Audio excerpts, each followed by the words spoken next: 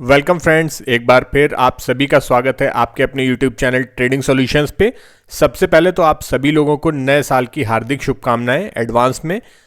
Trading solutions की पूरी family की ओर से, पूरी टीम की ओर से आप सभी के लिए नववर्ष मंगलमय हो और हम सभी ये उम्मीद करते हैं कि आने वाले इस कैलेंडर नववर्ष के अंदर आप सभी लोग प्रॉफिटेबल रहें। तो हम लोग अपनी तरफ से पूरा प्रयास करेंगे कि आपको ज़्यादा से ज़्यादा एजुकेशनल कंटेंट प्रोवाइड कर सकें, जिससे आपकी नॉलेज बढ़े और आप भी अच्छे से अच्छी ट्रेड्स लेके शेयर मार्केट के अंदर प्रॉफिटेबल हो सके। तो हमेशा की तरह अपनी इस सीरीज में आगे बढ़ते हुए हम देखेंगे इस हफ्ते के बेमिसाल चार्ट्स। लेकिन उससे पहले आइए जल्दी से देख लेते हैं पिछले हफ्ते के कुछ बेमिसाल चार्ट्स और उनका परफॉर्मेंस। तो आइए देखते हैं पिछले हफ्ते के कुछ बेमिसाल चार्ट्स ने कैसा परफॉर्म किया। उसके बाद, क्योंकि इस हफ्ते की क्लोजिंग के साथ हमारी बहुत ही स्पेशल क्लोजिंग थी, इसके अंदर वीकली क्लोजिंग, मंथली क्लोजिंग और ईयरली क्लोजिंग सभी कुछ हुई हैं अभी कल की क्लोजिंग के अंदर, मतलब 29 दिसंबर की क्लोजिंग के अंदर। तो आपको चार्ट देखने का एक नया तरीका बिल्कुल हम लोग आज सिखाने वाले हैं। तो ध्यान से पूरे वीडियो को स्किप किए बिना देखिए, आपको बहुत सारी नई लर्निंग्स आज के वीडियो में देखने को मिलेंगी। तो चलिए आइए चलते हैं वीडियोज को देखते हैं। सबसे पहले कुछ पुराने बेमिसाल चार्ट्स का रिव्यू करते हैं। सो फ्रेंड्स, अभी आप देख रहे हैं अपने स्क्रीन पर टाटा कंज्यूमर प्रोडक्ट का वीकली चार्ट। ये हम लोगों का बेमिसाल चार्ट रह चुका है 15वें एपिसोड के अंदर, अक्टूबर के महीने में। ये देखिए, जो कैंडल आप देख रहे हैं जो एरो से मार्क करके दिखाई है, इस समय हम लोगों ने इसको अपना बेमिसाल चार्ट बनाया था और उस समय इस स्टॉक का प्राइस चल रहा था करीब 900 के आसपास। उस वीडियो के अंदर हम लोगों ने आपको बताया था कि जब कभी भी इस स्टॉक का प्राइस कूल डाउन होते हुए अपने ब्रेकआउट लेवल के आसपास आता है तो वहां पे आप इसको बाय कर सकते हैं या इसमें लॉन्ग पोजीशन इनिशिएट कर सकते हैं। और उस केस में आपके एसएलई ब्लैक कलर की लाइन से मार्क किए हुए हैं और वहां पे आपने देखा कि कैसे स्टॉक का प्राइस पहले अगले 3 हफ्तों में कूल डाउन होकर नीचे आया और उसके बाद सीधे एक तरफा रैली दिखाते हुए ऊपर की ओर गया और हमारे इनिशियल टारगेट को, जो कि 1000 रुपए के आसपास था, उसको इसने इस हफ्ते हिट किया है। मतलब ये स्टॉक करीब करीब 20 से 25% का अपमूव आपको दिखा चुका है पिछले करीब 2-2.5 महीने के अंदर ही। अब जब भी ये स्टॉक इस लेवल के ऊपर क्लोज होगा 1100 के लेवल के ऊपर, तब हम लोग इसको एक बार फर्दर रिव्यू कर सकते हैं आगे के लिए। अभी तक इसने करीब 20-25% का अपमूव दिखाया है, तो अगर आप में से किसी ने इसमें पोजीशन ली होगी तो वो एक अच्छे प्रॉफिट के अंदर बैठा होगा। इसी तरीके से एक और हम लोगों का बेमिसाल स्टॉक था, बेमिसाल चार्ट था, जो कि हमने अपने 21वें एपिसोड में डिस्कस किया था और उस स्टॉक का नाम था 5 पैसा कैपिटल लिमिटेड। अगर आपने ये पुराने वीडियोस नहीं देखे हैं तो हम लोग इसका लिंक डिस्क्रिप्शन के अंदर डाल देंगे, आप जाके वो पुराने वीडियोस को देख सकते हैं। तो ये जो कैंडल, आप बड़ी सी ग्रीन कैंडल देख रहे हैं, मैं आपको एरो से मार्क करके दिखा देता हूं। इस कैंडल के अंदर हम लोगों ने इस चार्ट को भी अपना बेमिसाल चार्ट बनाया था और उस समय इस स्टॉक का प्राइस था करीब 500 रुपए के आसपास। तब भी हमने आप लोगों के संग ये शेयर किया था कि अगर इस स्टॉक का प्राइस करेक्ट होते हुए नीचे करीब 470-80 के आसपास आता है तो वो इसका बेस्ट बाइंग जोन होगा और हमारा एसएल ये ब्लैक कलर की लाइन से मार्क है। तो आपने देखा कि इस स्टॉक का प्राइस भी पहले नीचे की ओर आया और इस हफ्ते इस स्टॉक ने भी अपना पहला टारगेट, जो कि करीब 550 रुपए के आसपास तक था, उसको हिट किया। मतलब करीब 1 महीने के अंदर ये स्टॉक भी 10% के आसपास का अपमूव दिखा चुका है। अभी इसके लिए अगले टारगेट्स, जो कि करीब 680 रुपए के आते हैं, वो अभी भी इस स्टॉक के लिए ओपन है। आपने देखा कि इस हफ्ते इस स्टॉक ने काफी अच्छी क्लोजिंग दी है, वॉल्यूम्स भी काफी अच्छा है, तो बहुत अधिक संभावना है कि ये स्टॉक अब बहुत जल्दी ही अपने 680 रुपए के लेवल तक भी पहुंच जाएगा। अगर ये स्टॉक कुछ समय में अपने 680 के लेवल तक या दूसरे टारगेट तक पहुंचता है तो अपने आने वाले किसी वीडियो के अंदर हम लोग इसको फिर से एक बार रिव्यू करेंगे और देखेंगे कि इसकी परफॉर्मेंस कैसी रही। तो ये थे हमारे पिछले हफ्ते के कुछ बेमिसाल चार्ट जिन्होंने अभी काफ़ी अच्छा परफॉर्म किया। अब एक चीज़ और आपको यहाँ पे खास दिखा देते हैं, इस 5 पैसा कैपिटल के चार्ट के अंदर आप देखेंगे कि यहाँ पे एक बहुत ही सुंदर राउंडिंग बॉटम पैटर्न का भी ब्रेकआउट इसने इस हफ्ते की कैंडल में दिया है। तो अभी भी ये एक फ्रेश ट्रेड भी बनती है। अगर किसी ने पुरानी पोजीशन नहीं इनिशिएट की है तो वहाँ पे ये स्टॉक अभी भी फ्रेश बाइंग के लिए लिया जा सकता है।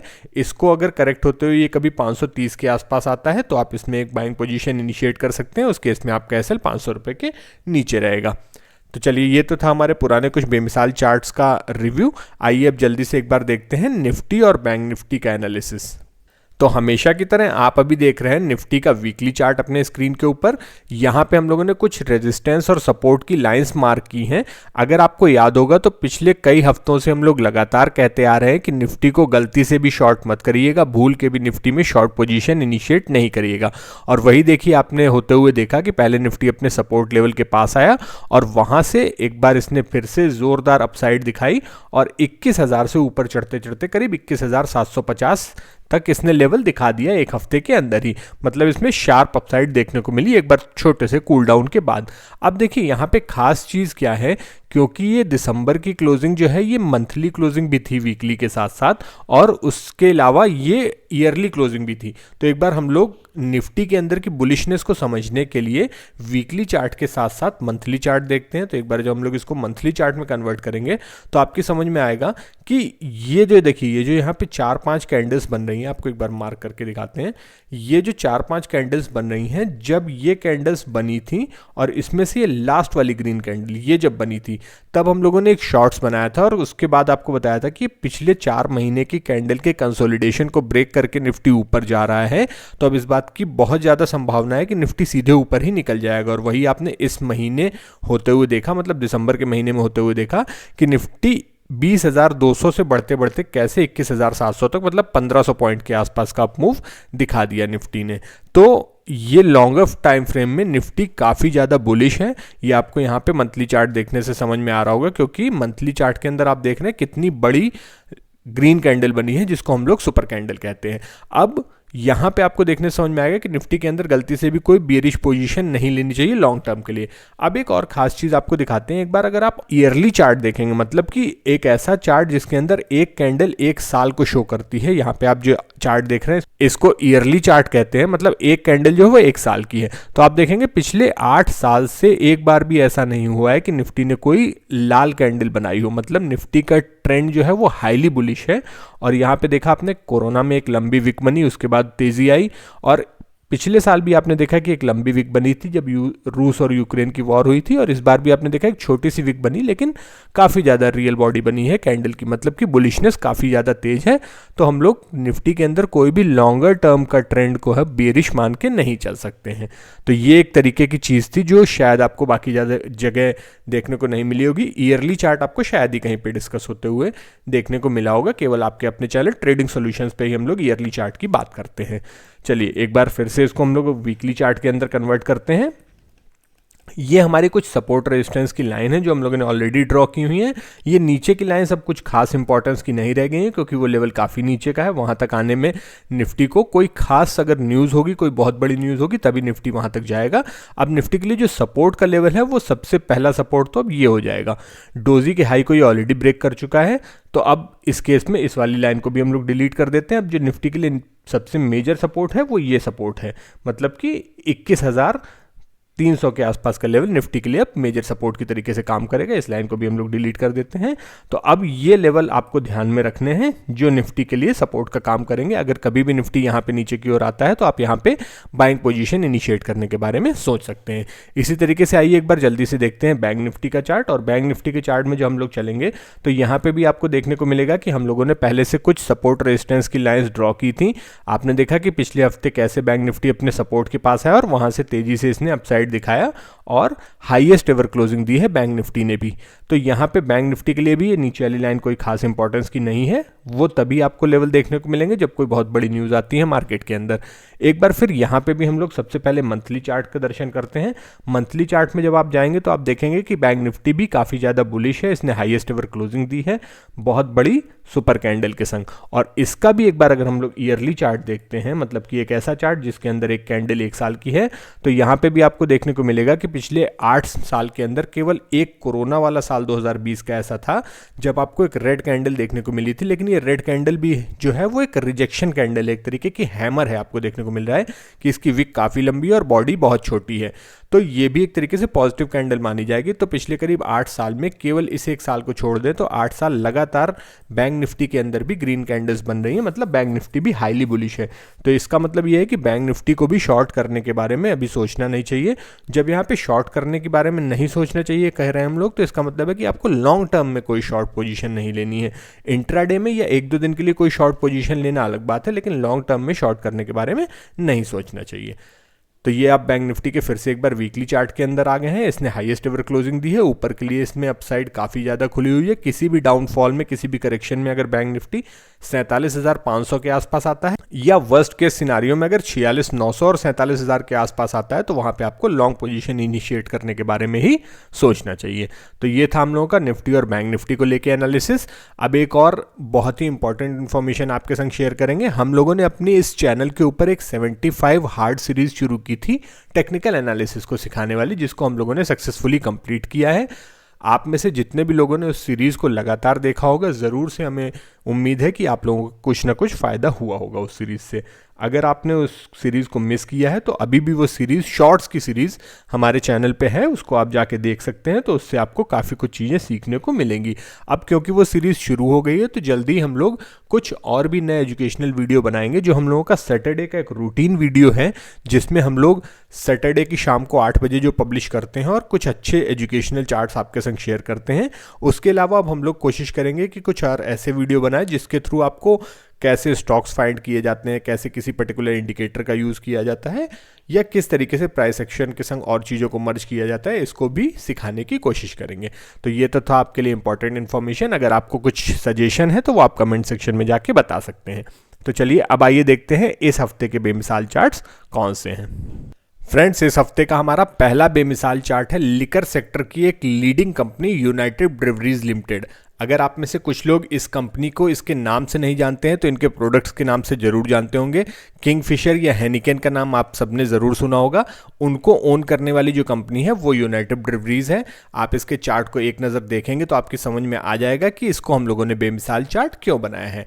अभी आप देख रहे हैं हमेशा की तरह इस स्टॉक का वीकली चार्ट, और जैसे ही आपके सामने वीकली चार्ट खुला और आपने उसके ऊपर एक हॉरिजॉन्टल लाइन ऐसे डाली, तो आपको देखने से ये समझ में आएगा कि ये स्टॉक बिल्कुल अपने ब्रेकआउट की वर्ज पे खड़ा हुआ है। हालांकि इसने कोई बहुत ही डिसिसिव ब्रेकआउट नहीं दिया है, जस्ट अपने ब्रेकआउट लेवल के ऊपर, अपने रेजिस्टेंस के जस्ट ऊपर ही निकलने की कोशिश की है। तो हम लोगों ने इस बार इस ब्रेकआउट को प्रीएम्प्ट करने की कोशिश की है। क्यों की है, उसके पीछे का लॉजिक अभी हम लोग आपको समझाएंगे। तो इससे पहले एक बार हम लोग इसको कन्वर्ट करते हैं मंथली चार्ट के अंदर, क्योंकि आपको अभी हम लोगों ने बताया था कि इस बार की क्लोजिंग जो है वो मंथली क्लोजिंग भी हुई है और यहाँ पे ईयरली क्लोजिंग भी हुई है। तो जैसे ही आपने इसको मंथली चार्ट के अंदर कन्वर्ट किया तो आपको समझ में आ जाएगा कि ये केवल एक रेजिस्टेंस की लाइन नहीं थी, यहाँ पे एक पूरा का पूरा जोन था रेजिस्टेंस का, जो अभी आपके लिए हम लोग मार्क करके दिखा देते हैं कि एक रेजिस्टेंस का जोन कैसे इस स्टॉक के लिए था, जिसके ऊपर ये स्टॉक सस्टेन करके निकलने की कोशिश कर रहा है इस बार। ये देखिए पूरा का पूरा रेजिस्टेंस जोन है इस स्टॉक के लिए, जो मैंने अब मार्क किया है आपके स्क्रीन पे, जहां से स्टॉक का प्राइस काफ़ी टाइम से रिजेक्ट हो रहा था। आप देख रहे हैं कि पिछले करीब 2 साल से स्टॉक का प्राइस इस अपर लेवल पे रेजिस्टेंस को फेस कर रहा था। सबसे पहले यहाँ पे इस स्टॉक का प्राइस यहाँ से रिजेक्ट हुआ, उसके बाद कंटिन्यूसली यहाँ पे भी हमने रिजेक्शन देखा। और एक चीज़ आपको खास देखने को मिलेगी कि यहाँ पे एक डबल बॉटम या डब्ल्यू पैटर्न का ब्रेकआउट भी देखने को मिल रहा है मंथली चार्ट के ऊपर। मंथली चार्ट में ये स्टॉक काफ़ी टाइम से एक रेंज के अंदर फंसा हुआ था।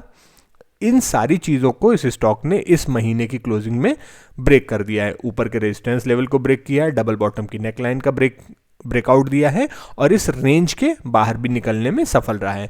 महीने की अगर आप कैंडल देखेंगे तो यहाँ पे आपको एक बुलिश मारुबोजू कैंडल देखने को मिलेगी मंथली क्लोजिंग के अंदर, और इस मारुबोजू की स्ट्रेंथ भी बहुत अच्छी है और इसके अंदर वॉल्यूम भी कंसिडरेबली ठीक ठाक हो रहा है, देखने को मिल रहा है। तो ये सारी चीज़ें मिला के हम लोगों को ऐसा लग रहा है कि ये स्टॉक बेमिसाल चार्ट की दौड़ में शामिल होने के लायक था, इसलिए हम लोगों ने इसको बेमिसाल चार्ट बनाया है।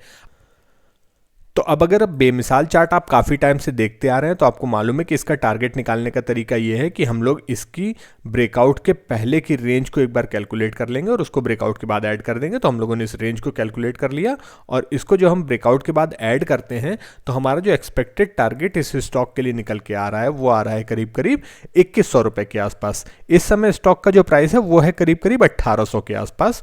और आप जानते हैं कि अगर ये स्टॉक कभी भी करेक्ट होते हुए अपने breakout zone resistance resistance zone के आसपास आता है, जो कि आ रहा है करीब करीब 1770 से लेके नीचे 1700 रुपए के आसपास। मतलब इस जोन में अगर स्टॉक का प्राइस नीचे कभी आता है तो वहां पे आप इसके अंदर एक लॉन्ग पोजीशन इनिशिएट कर सकते हैं, और उस केस में हमें जो एक एसएल मार्क करना है वो होगा इस कैंडल का लो या तो करीब 1650 रुपए के आसपास, या और बेटर सेफ्टी के लिए आप यहां पे नीचे 1550 के लेवल तक भी जा सकते हैं। और हमारा जो पहला एक्सपेक्टेड टारगेट निकल के आ रहा है वो करीब 2100 का है, जो इस लेवल से करीब करीब 20% या 15% के आसपास की हाइट पे देखने को मिल रहा है।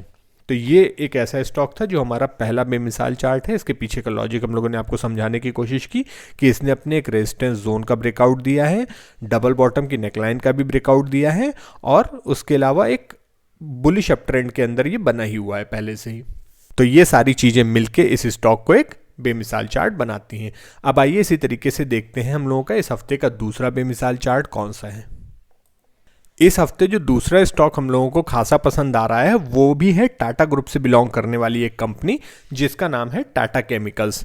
आपने देखा होगा पिछले हफ्ते कि टाटा ग्रुप की लगभग सारी ही कंपनीज में काफ़ी अच्छा रनअप देखने को मिला, चाहे वो टाटा मोटर हो, टाटा कंज्यूमर हो, टाटा क्या और कोई भी कंपनी हो, लेकिन टाटा केमिकल्स का चार्ट हम लोगों को खासा पसंद आ रहा है और ये बेमिसाल चार्ट की दौड़ में इस बार आगे निकलने में सफल रहा। इसके पीछे का लॉजिक हम लोग आपको बता देते हैं। देखिए, एक सबसे पहले आपको एक रेजिस्टेंस की लाइन मार्क करके दिखाते हैं जिसके ऊपर इस स्टॉक ने क्लियर कट ब्रेकआउट दिया है। ये देखिए, एक बड़ा रेजिस्टेंस था इस स्टॉक के लिए 1100 के आसपास का। फिर से यहाँ पे आपको बता दें कि कोई बहुत मेजर ब्रेकआउट नहीं हुआ है, बहुत सुपर बुलिश कैंडल के संग ब्रेकआउट नहीं हुआ है, लेकिन हम लोगों ने इसको प्रीएम्प्ट करने की कोशिश की है। उसके पीछे का लॉजिक आपको समझाते हैं अभी। तो पहले तो आपने देखा कि ये स्टॉक भी पिछले करीब 2 साल से इस लेवल के ऊपर निकलने की कोशिश कर रहा था। एक बार यहाँ पे सक्सेसफुल रहा ये स्टॉक इस लेवल के ऊपर निकलने में, लेकिन फिर से ये ब्रेकआउट फेल हो गया कुछ समय तक इसी लेवल पे सपोर्ट लेने के बाद। अब यहाँ पे फिर से एक बार आपको दोबारा ब्रेकआउट देखने को मिल रहा है और इस बार भी वॉल्यूम जो है वो पहले की तुलना में, पीछे के वॉल्यूम की तुलना में कुछ ज़्यादा है। लेकिन एक और चीज़ आपको यहाँ पे देखने को मिलेगी कि अगर एक हम लोग इसके हाईएस्ट लेवल से एक ट्रेंड लाइन ड्रॉ करें तो आपको देखने में आएगा कि इस स्टॉक ने इस ट्रेंड लाइन को भी ब्रेक किया है। मतलब कि इसको प्रीएम्प्ट करने के पीछे का एक लॉजिक ये भी था कि इस स्टॉक ने एक फॉलिंग ट्रेंड लाइन का ब्रेकआउट दिया है प्लस एक रेजिस्टेंस जोन का ब्रेकआउट भी देने की कोशिश की है। अब जब आप इन चीज़ों को कंबाइन करते हैं तो आपकी समझ में आएगा कि क्यों ये स्टॉक जो है वो बेमिसाल चार्ट बनने की दौड़ में शामिल हुआ है। अब अगर आप इसको देखें ध्यान से और बेमिसाल चार्ट को आप देखते हुए आ रहे हैं तो आपको सबसे पहले तो ये समझ में आ जाएगा कि इस स्टॉक का पहला टारगेट इसके लाइफ टाइम हाइस के आसपास, मतलब 1180 के आसपास हो सकते हैं। अभी स्टॉक का प्राइस चल रहा है करीब 1100 रुपये, मतलब एग्जैक्टली यहाँ से करीब करीब 7-8% के ऊपर इस स्टॉक में एक छोटा सा कंजेशन देखने को मिल सकता है, जो कि इसका पहला टारगेट हो सकता है। उसके बाद का अगला टारगेट निकालने के लिए हमें क्या करना होगा, जिस रेंज के अंदर ये स्टॉक पिछले काफ़ी टाइम से फंसा हुआ था, ये देखिए एक रेंज थी इस स्टॉक की जिसके अंदर ये काफ़ी टाइम से फंसा हुआ था, तो हम लोग इस रेंज को कैलकुलेट कर लेंगे और इसको ब्रेकआउट के बाद प्लेस कर देंगे। ये दूसरा तरीका है इस ब्रेकआउट को निकालने का, इसके टारगेट को निकालने का कि आगे का टारगेट हमें कहाँ तक देखने को मिल सकता है। तो जब हम इसके ब्रेकआउट के लेवल्स को इसके बाद प्लेस करेंगे तो ये हमें जो अगला एक्सपेक्टेड टारगेट निकलता हुआ दिख रहा है वो करीब 1290 के आसपास का आएगा। मतलब यहाँ से करीब 20% के ऊपर का आपको अगला टारगेट देखने को मिल सकता है। और इसके बाद हमें फर्दर और काफ़ी ज़्यादा बड़े टारगेट्स भी देखने को मिल सकते हैं इस स्टॉक के अंदर। ये कंसिस्टेंट कंपाउंडर टाइप का स्टॉक है जो कि आपको कम रिस्क के अंदर काफ़ी अच्छा रिटर्न्स दिखा सकता है। अभी ये स्टॉक अपने ब्रेकआउट लेवल के आसपास ही है, तो यहाँ पे आप इसमें एंट्री सीएमपी पे भी ले सकते हैं, या अगर ये कुछ करेक्ट होते हुए अपनी इस फॉलिंग ट्रेंड लाइन के आसपास या इस रेजिस्टेंस लाइन के पास आता है तो वहाँ पे भी आप एक एंट्री ले सकते हैं। और आपका इस केस में जो एक एसएल बनेगा वो करीब 1020 के आसपास का एसएल बनेगा। लेकिन ध्यान रखिएगा कि हम लोगों ने अपने इस चैनल पर, अपने इस वीडियो के माध्यम से जो भी स्टॉक डिस्कस किए हैं वो केवल और केवल एजुकेशनल कंटेंट है, ना कि बाइंग सेलिंग की कोई रिकमेंडेशन है। अगर आपको कोई भी बाइंग सेलिंग करनी है तो ज़रूर से आप अपने रिस्क का खुद से ध्यान रखें और अपने फाइनेंशियल एक्सपर्ट से ज़रूर सलाह लें। सो फ्रेंड्स, ये थे हमारे इस हफ्ते के दोनों बेमिसाल चार्ट। उम्मीद है कि इस बार हम लोगों ने जो आपको एक नया कॉन्सेप्ट बताया है ईयरली कैंडल का, मतलब एक ऐसी कैंडल का जो कि साल में एक कैंडल बनती है, उसको भी आप लोग अपनी टेक्निकल एनालिसिस में आगे इंक्लूड करेंगे और इससे भी आपको कुछ नया चीज़ें सीखने को मिलेंगी। तो इस बार की क्लोजिंग काफ़ी ज़्यादा इंपॉर्टेंट है, क्योंकि इस बार हम लोगों को वीकली, मंथली, ईयरली सभी क्लोजिंग एक साथ देखने को मिल रही हैं। तो आप भी जाइए, कुछ चार्ट्स को देखिए और बताइएगा कि आपकी नज़र में कौन से ऐसे चार्ट आ रहे हैं जो कि बेमिसाल चार्ट की दौड़ में शामिल हो सकते हैं। और एक एक्सरसाइज आप लोगों के लिए भी है कि जब भी वीक खत्म होता है तो आप लोग खुद भी अपनी तरफ से चार्ट्स देखा करें और अपने बेमिसाल चार्ट्स कमेंट सेक्शन में बताया करें। अगर आप लोगों के चार्ट्स हमारी टीम को पसंद आते हैं और उनमें से कोई बेमिसाल चार्ट बनता है तो उसको हम लोग आपकी कटसी के साथ, आपके नाम के संग, आपकी इन्फॉर्मेशन के संग, आपकी परमिशन के साथ अपने चैनल पे डालेंगे कि ये चार्ट हमें किस किस आदमी ने भेजा है, और उसको हम लोग डिटेल में डिस्कस करेंगे कि क्यों वो बेमिसाल चार्ट बना है। इससे न केवल आपकी चार्ट देखने की प्रैक्टिस होगी, बल्कि एक कम्युनिटी भी डेवलप होगी जो कि चार्ट देखने को सीरियसली लेगी। सो लगातार इस तरीके की चीज़ों को सीखते रहिए। टेक्निकल एनालिसिस से जुड़ी हुई कोई भी इन्फॉर्मेशन या कोई भी अगर आपके डाउट है तो आप कमेंट सेक्शन में जाके हमसे पूछ सकते हैं। So thank you for watching till and, keep learning, keep earning.